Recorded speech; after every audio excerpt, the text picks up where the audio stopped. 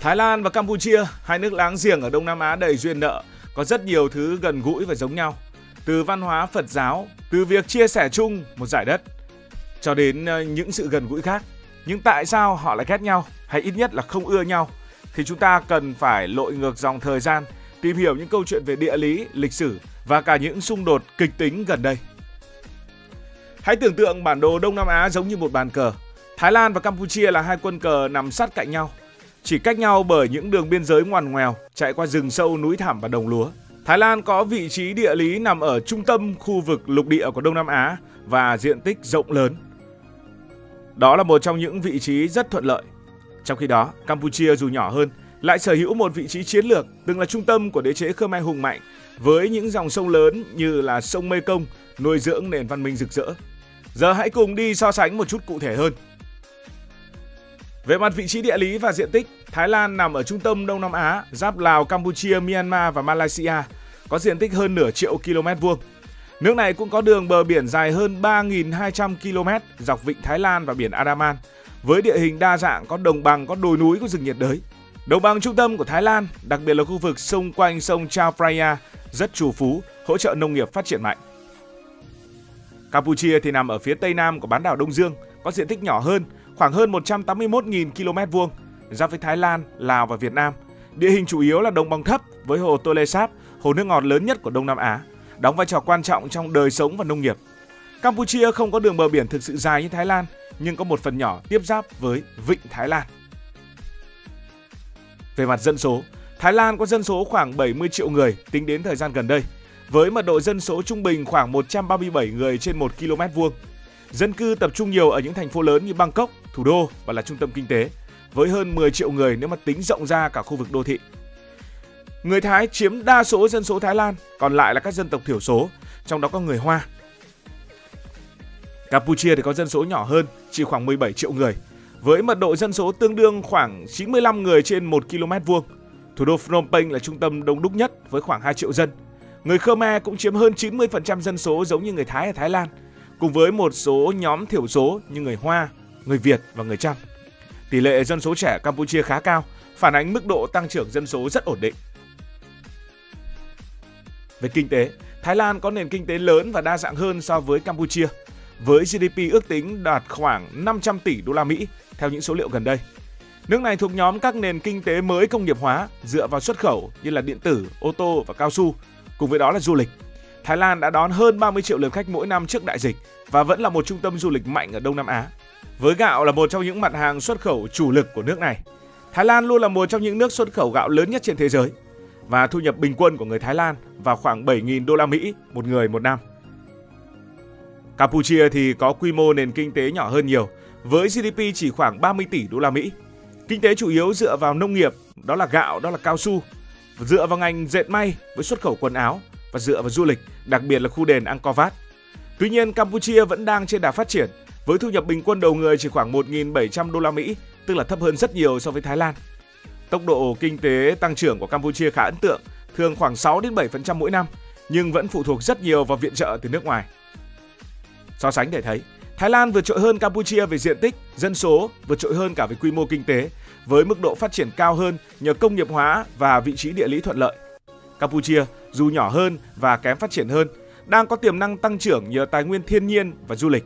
Hai nước đều mang những nét đặc trưng của Đông Nam Á, nhưng ở các giai đoạn phát triển khác nhau.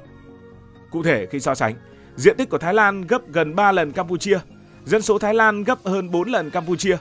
Về quy mô kinh tế, thì quy mô nền kinh tế Thái Lan gấp 17 lần quy mô nền kinh tế của Campuchia. Về thu nhập bình quân đầu người, thì thu nhập trung bình của một người Thái Lan gấp hơn 4 lần của một người Campuchia. Như vậy, Thái Lan đã vượt trội hơn hẳn Campuchia, đặc biệt về quy mô kinh tế, trong khi dân số và thu nhập bình quân cũng chênh lệch đáng kể. Và chính những sự gần gũi địa lý này mà lại chênh lệch nhiều như thế là mồi lửa đầu tiên. Biên giới giữa hai nước, đặc biệt là khu vực xung quanh đền Pretvihir, không phải lúc nào cũng rõ ràng như vạch kẻ trên giấy. Những vùng đất tranh chấp, cộng với tài nguyên phong phú và tầm quan trọng chiến lược, đã biến hai nước láng giềng thành đối thủ.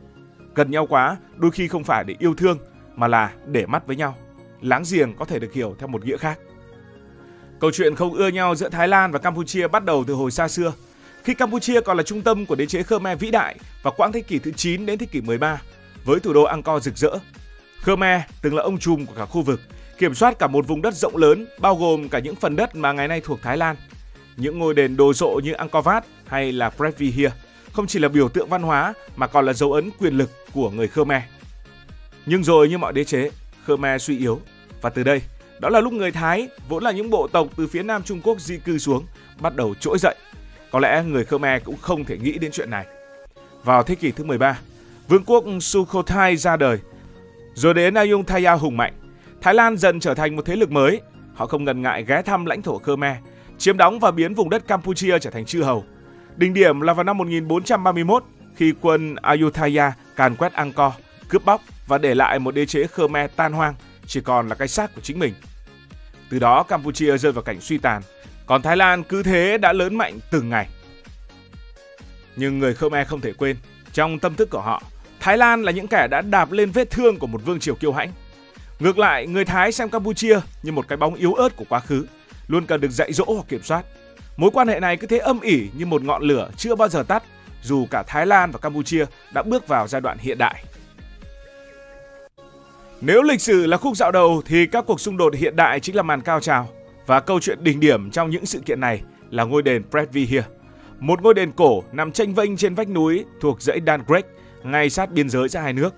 Đền này được xây dựng từ thời đế chế Khmer, là niềm tự hào của Campuchia, nhưng Thái Lan cũng tuyên bố chủ quyền vì nó nằm sát qua lãnh thổ của họ.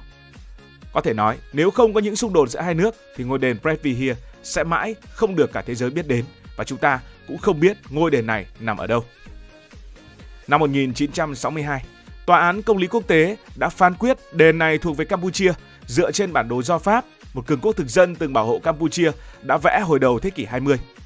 Thái Lan tất nhiên không thích tin vào câu chuyện này, và dù đền nằm trên đất Campuchia, con đường tiếp cận dễ nhất, con đường vào đền tiện nhất lại đến từ phía Thái Lan. Dân chúng Thái Lan biểu tình, chính phủ Thái Lan phản đối, nhưng đành phải ngậm ngùi chấp nhận sau phán quyết của Tòa án Công lý Quốc tế.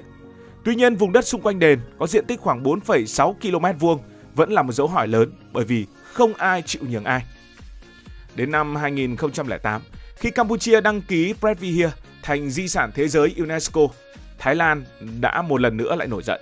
Họ cho rằng Campuchia đã cố tình chơi chiêu để củng cố quyền kiểm soát vùng tranh chấp. Thế là từ đây, xung đột đã nổ ra.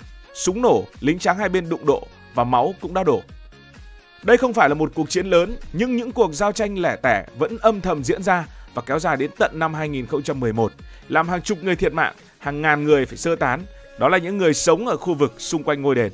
Dân chúng hai nước thì khỏi nói. Mạng xã hội dù chưa thực sự phổ biến như bây giờ, đã cùng với báo chí tha hồ rót dầu vào lửa, biến láng giềng trở thành những kẻ thù không đội trời chung. Đó vẫn là một câu chuyện vẫn luôn âm ỉ giữa Campuchia và Thái Lan cho đến tận ngày nay. Thú vị thay, họ ghét nhau bởi vì họ quá giống nhau. Thái Lan và Campuchia lại giống nhau đến kỳ lạ. Cả hai đều là những quốc gia Phật giáo, có ẩm thực khá tương đồng, có những điệu múa truyền thống duyên dáng, và tính tự hào dân tộc thì chẳng ai chịu thua ai. Nhưng chính sự tương đồng này lại khiến họ dễ so kè. Thái Lan với nền kinh tế phát triển mạnh và hình ảnh quốc tế sáng chói, đôi khi lại trở nên quá vượt trội trước Campuchia. Campuchia dù kinh tế không phát triển bằng, hay nói cách khác là dù nghèo hơn, lại mang trong mình ký ức vàng son Angkor Wat và cũng không chịu lép vế trước người Thái. Chính trị cũng góp phần thổi bùng ngọn lửa. Các chính trị gia ở hai nước thường lợi dụng xung đột biên giới để khơi dậy tinh thần dân tộc và kiếm phiếu bầu. Ở Thái Lan, phe bảo hoàng và quân đội hay lấy đền Previer làm bài test của lòng yêu nước. Ở Campuchia, ông Hun Sen, người đã cầm quyền hàng chục năm, và hậu bối của ông cũng không ngại dùng vấn đề này để củng cố vị thế, biến Thái Lan trở thành một mục tiêu để đoàn kết dân chúng. Ngày nay, Thái Lan và Campuchia vẫn duy trì quan hệ ngoại giao, nhưng những xung đột thì vẫn chưa được nhổ bỏ hoàn toàn. Đền Previer vẫn là biểu tượng của sự chia rẽ, còn biên giới vẫn là nơi tiềm ẩn bất ổn. Nói như một cách vui ở trên mạng xã hội thì người Thái có thể xem Campuchia là người hàng xóm nhỏ bé nhưng không thể coi thường. Còn người Campuchia nhìn thấy Thái Lan tuy lớn hơn mình nhưng vẫn có những cơ hội để Campuchia thể hiện bản lĩnh. Họ giống như những người anh em trên cùng một mảnh đất, tuy cãi nhau chí chóe nhưng chẳng thể rời xa. Vậy tại sao họ ghét nhau? Có lẽ không hẳn là ghét mà là sự pha trộn giữa quá khứ đau thương, lòng tự hào dân tộc và những mâu thuẫn chưa được giải quyết. Một câu chuyện địa lý và lịch sử rất nhiều kịch tính, có phải không nào? Nếu bạn có dịp ghé thăm cả hai nước, bạn sẽ thấy dù căng thẳng thế nào thì người Thái và người Campuchia vẫn luôn cười tươi, vẫn sống trọn vẹn, và cũng phải nói rằng ở trên thế giới hiếm quốc gia nào là láng giềng của nhau mà lại không có những xung đột về lợi ích và biên giới. Cảm ơn vì đã quan tâm theo dõi câu chuyện này. Cảm ơn các bạn đã dành sự đồng hành cùng Hải Thanh Story. Đi qua những vùng đất, khám phá những điều mới.